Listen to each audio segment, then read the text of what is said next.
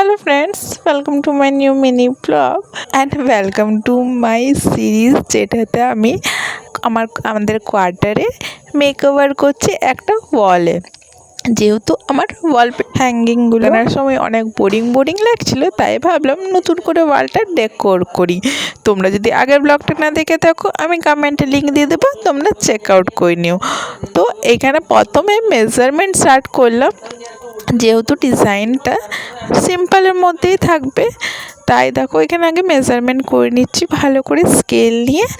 তারপর আবার সোজা লাইন দেব, তারপর কালার স্টার্ট করব। আগে যখন বাবার এইখানে পোস্টিং ছিল, সে তখন প্রতি বছর আমরা ঘরে কালার করতাম নতুন।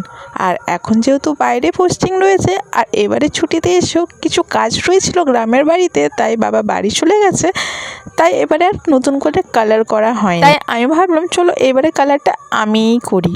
তো প্রথমের যে হলটা মানে রুমটা আমাদের রয়েছে ড্রয়িং রুম, সেখানেরই একটা ওয়ালেই আমি এই ডিজাইনটা করছি।